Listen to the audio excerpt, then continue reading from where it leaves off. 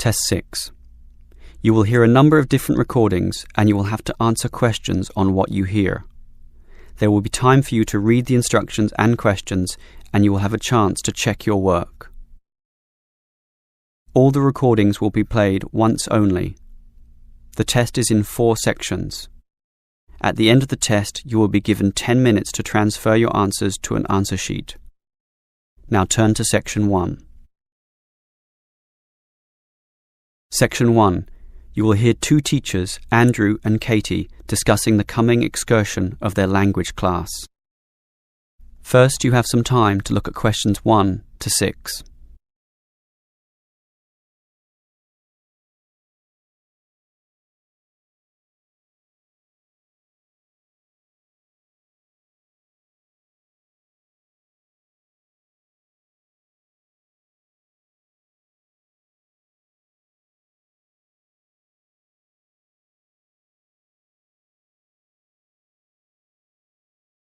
You will see that there is an example that has been done for you. On this occasion only, the conversation relating to this will be played first. Well, we have this school excursion plan, but when exactly is it? Is it this Tuesday or Wednesday? Well, it can't be Tuesday with the English tests taking place. Ah, right, not Tuesday but Wednesday. That's right, all day Wednesday, taking a bus outside the city. The excursion is on Wednesday, so Wednesday has been written in the space. Now we shall begin. You should answer the questions as you listen, because you will not hear the recording a second time. Listen carefully and answer questions 1 to 6. Well, we have this school excursion plan, but when exactly is it? Is it this Tuesday or Wednesday? Well, it can't be Tuesday with the English tests taking place. Ah, right, not Tuesday but Wednesday. That's right, all day Wednesday, taking a bus outside the city. And where are we going? Last month we went to Arthur Island, so this time we're going to the animal park. Arthur Island was okay, but it was too cold. Let's hope the weather for this week's excursion is better.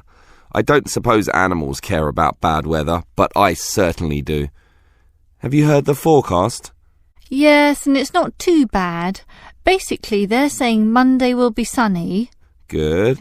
But then the weather will change. Not so good. Yes. Tuesday we'll have some showers, but by Wednesday, the day of our excursion, it will be, well, their words are cold and cloudy.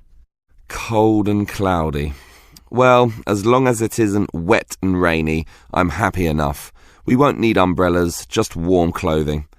And what time will we get there? Let's see, the bus picks us up at 8:30 a.m. and then it's an hour and a half on the road, so we arrive at 10 a.m. Sorry, with the 15-minute break, that will actually be 10:15 a.m. That's early enough. Then all our students can see the animals, have their fun, and do whatever they want to do. Well, one fun event planned that day is Birds of Prey. What's that? That's when they bring out several birds of prey, eagles, falcons, kites, those sorts of birds, and throw pieces of meat into the air, and the birds swoop down and eat them. It's quite impressive. Sounds great. Birds of prey. Are there any other activities? There's a catered lunch at the park restaurant. We've already paid for that. And in the afternoon there's... Well, I had a choice between the reptile display and the koala handling. In the reptile display, the students can handle live pythons and various other snakes. Surely they'd rather hold koalas. I'm sure, but the koalas can't be handled unless the weather's sunny, and given the forecast, I thought it better to choose the reptile display. That's a shame. These Asian students would love the koala handling. Yes, I know, but we can't control the weather. And then we get back. What time will that be? We leave the park at 4:30, but then we face traffic, so we won't get back until well after 6 p.m. It will most likely be 6:30, but that's better than the last trip. We didn't get home until 8:30 that time. Yes, that was a bit too late, wasn't it? Before you hear the rest of the conversation, you have some time to look at questions 7 to 10.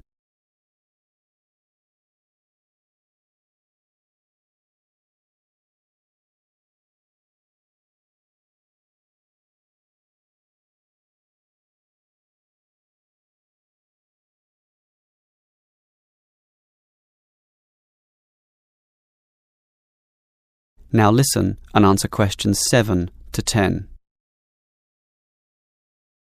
Andrew, I understand you've been doing some research regarding the breakdown by nationality of our student body. That must have produced some interesting results. You're right.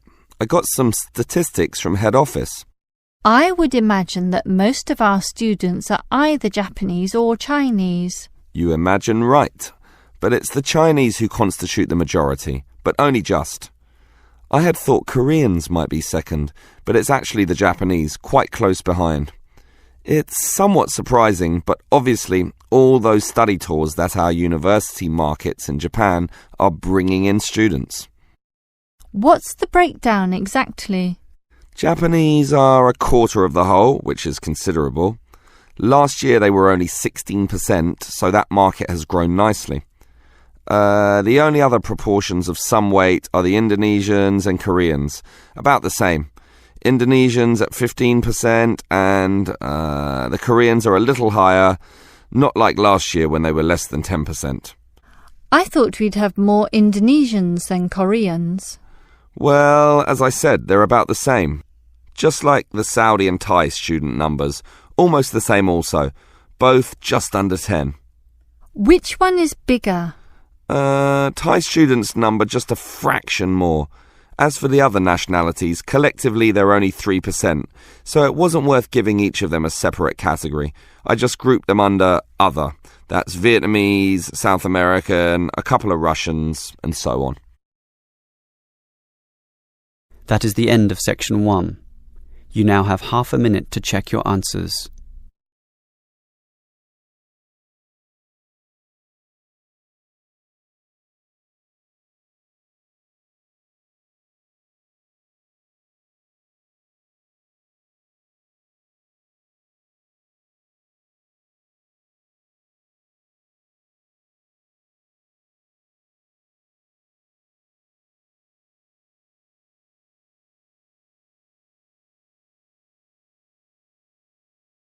Now turn to section 2. Section 2. You will hear a representative from Easy Travel Travel Agency explaining to some customers the benefits of her company. First, you have some time to look at questions 11 to 15.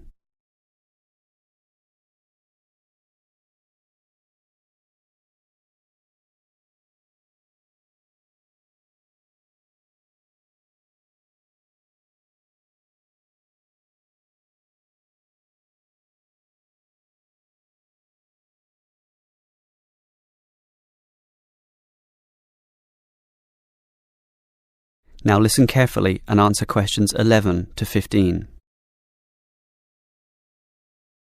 Hello everyone. Now you're here because you're interested in travel, right? And you're in the right place. For Easy Travel we have the best deals for the best locations. We specialise in eco-travel, or holidays designed to get you amongst nature, ignoring the hustle and bustle of big cities. So whether you want to hike in Nepal, as many people do, or follow some jungle paths in the rainforests of Queensland, we can give you the best deal. If you look at our office here, you'll see our overseas consultants. That's for trips overseas, obviously, to Europe, to North America, but primarily for the Asian market, which is generally more popular in this part of the world. Most people like that touch of the Orient, right? But they also like the domestic market, since this country offers its fair share of beautiful natural vistas. What about the deserts, anyone? What about some striking red rock gorges? Then talk to our domestic consultants who can arrange anything you want. But they deal with the accounts in the morning, so you'll need to talk to them in the afternoon. And remember, our office doesn't open at night, sorry to say. Now, around the outskirts and outer regions of this city, there are many beautiful places that you might not be aware of, and the advantages of these regional locations are many. Mostly by being closer, some of them can be done in a day tour. Yes, it's fast and convenient with none of those long-haul bus trips which often leave you cramped and uncomfortable and stuffing heavy suitcases into luggage racks. But I should tell you about our buses, those that are needed for the somewhat more distant holiday destinations. They definitely do not suffer from those problems I just mentioned. We use the services of the famous Sleek Line Company, whose buses are known as the very best. Yes, they are big, yes, they are comfortable, but what makes them especially different is the personal attendant who accompanies the driver, ready and willing to serve you and ensure that your trip is the very best. So whether it's overseas or local, we can certainly give you what you want. Now, do you have any questions? Before you hear the rest of the talk, you have some time to look at questions 16 to 20.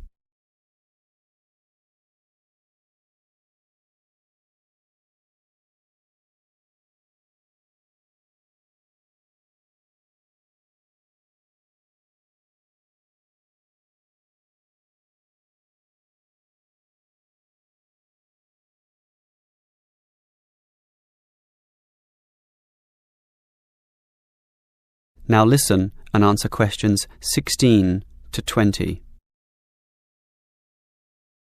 Right, let me orient you to our main Easy Travel office here. On this table right beside us are travel magazines for you to browse through, and on the wall next to that are many more for all parts of the world. Our 4 travel consultants sit over there on the other side of that long counter. That's right, 4 of them, side by side, all serving various regions. Now, let me tell you their specific functions. Firstly, the consultant on the left, next to the plant, is the local tours consultant, serving tours in the immediate vicinity of this city. Next to her is what we call regional tours, targeting the statewide options. Next to her is the interstate tours, and that can involve either buses or planes. In the former case, utilising the Sleek Line bus service, as you know. And finally, next to her in the corner is general inquiries, which is self-explanatory. If you have questions of a general nature, rather than one relating to specific destinations, you can go there.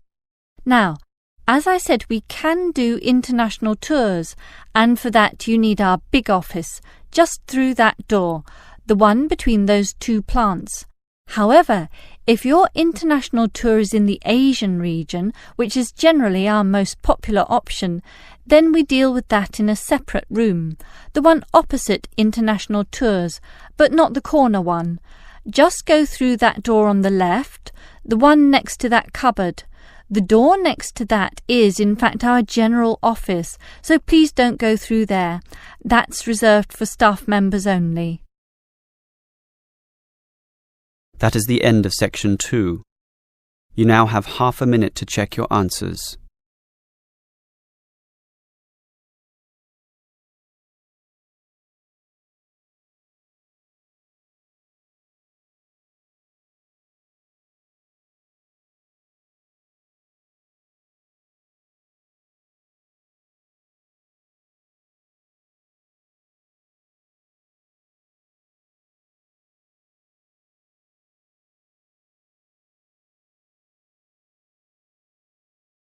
Now turn to section 3.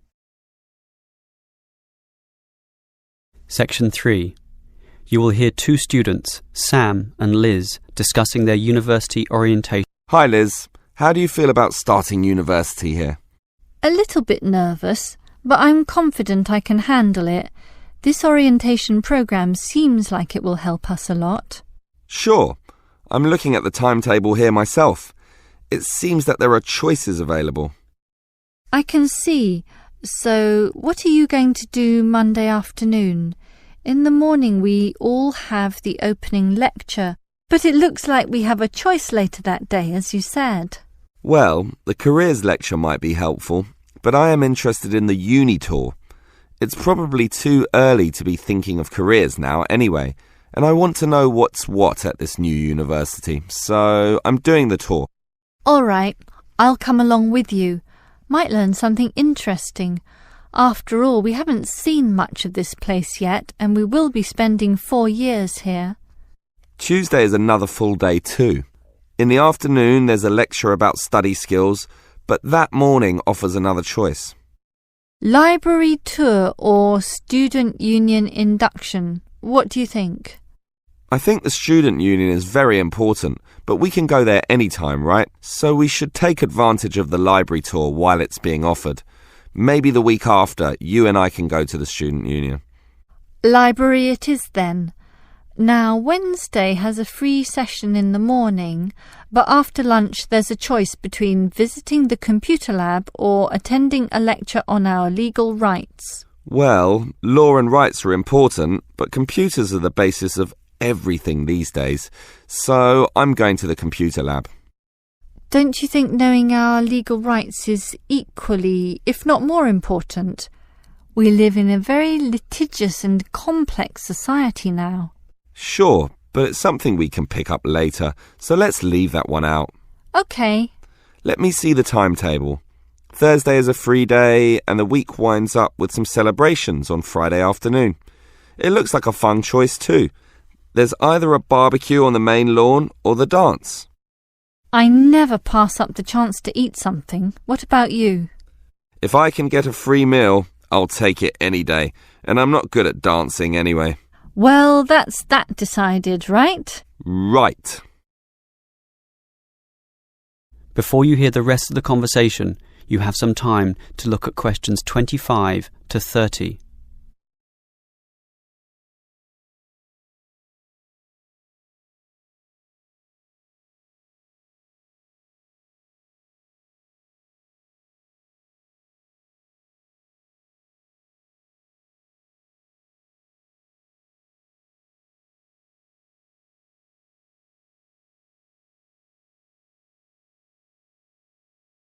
Now listen and answer questions 25 to 30. Guess what, Liz? There's another interesting thing in this orientation booklet, and it looks important, about a style guide. What's that? Take a look yourself. It seems to be a set of rules regarding how to present written work, essays and that sort of thing to the lecturers. They want a uniform style of presentation.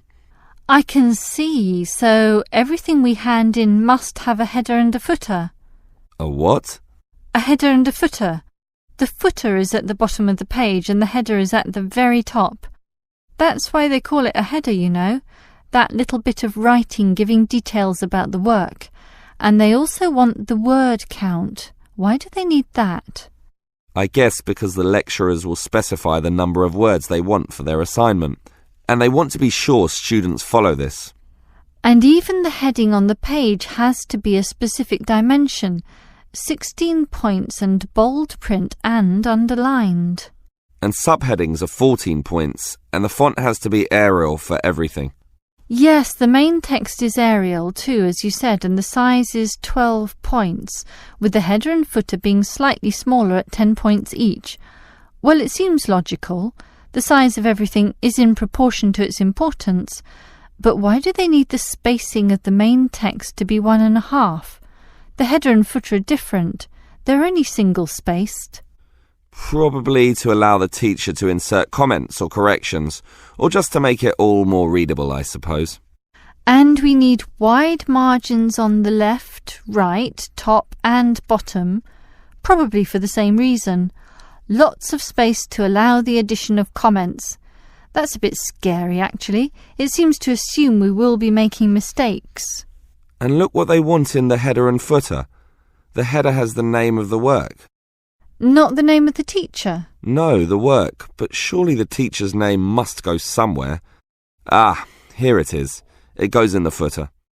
OK, I'd say this is all logical. If a page is lost, say falls to the floor, then with all this information it can always be traced back to the teacher involved. Right. As you say, all very logical. That is the end of section 3. You now have half a minute to check your answers.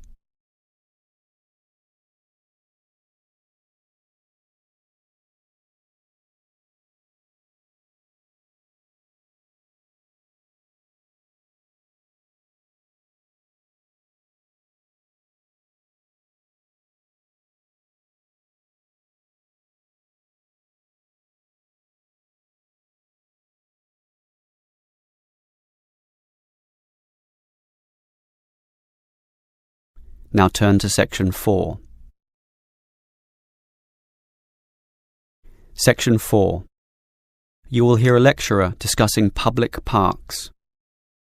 First, you have some time to look at questions 31 to 34.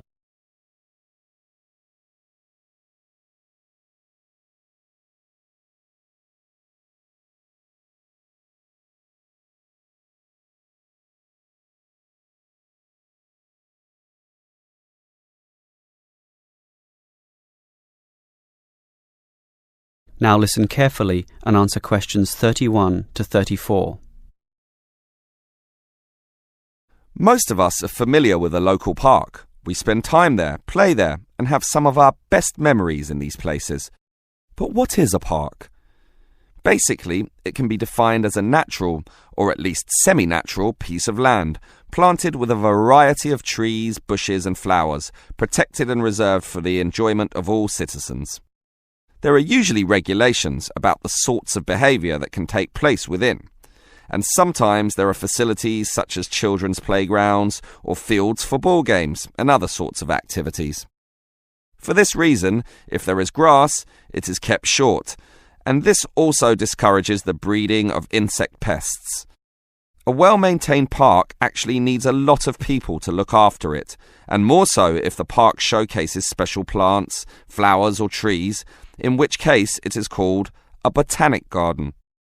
In complete contrast, if the park is big and remote enough, it is sometimes designated as a wilderness park, to be left completely alone and untouched, protected from all development in order to allow wild species, both plant and animal, to live undisturbed.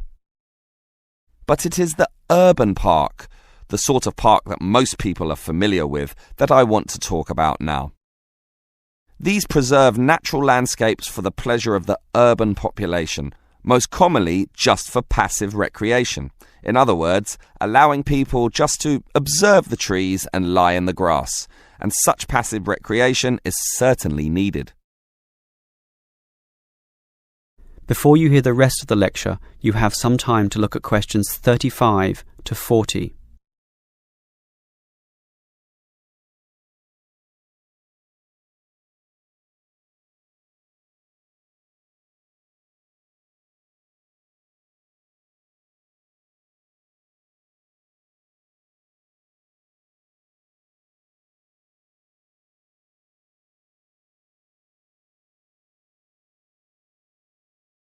Now listen and answer questions 35 to 40.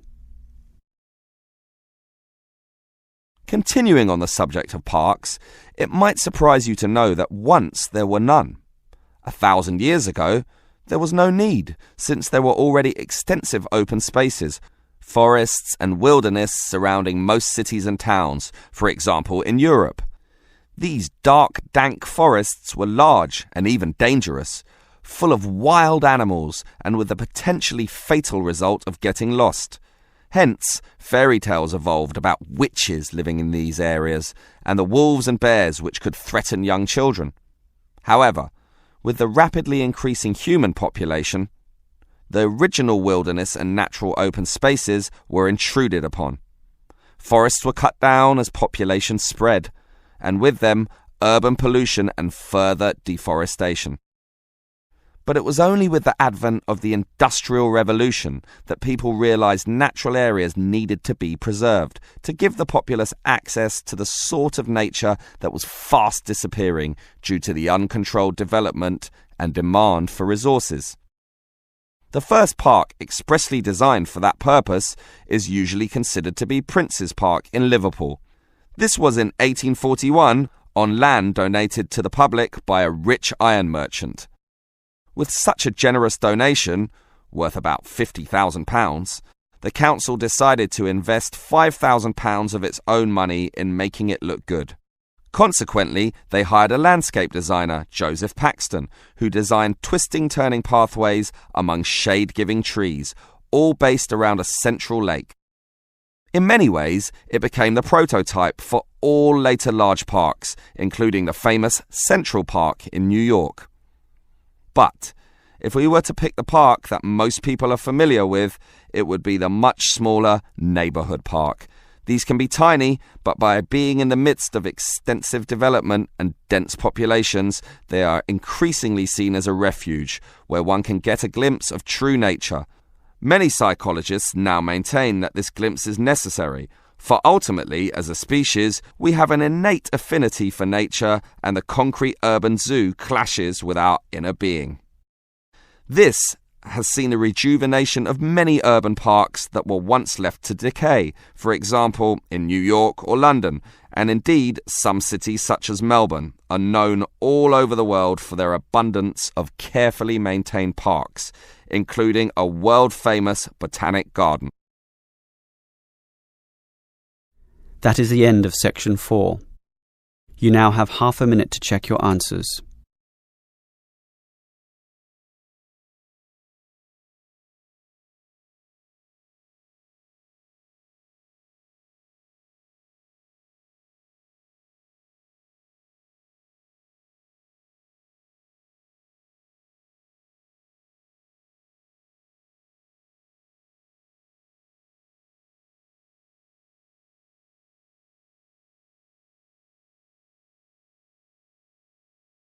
That is the end of the listening test. In the IELTS test, you would now have 10 minutes to transfer your answers to the answer sheet.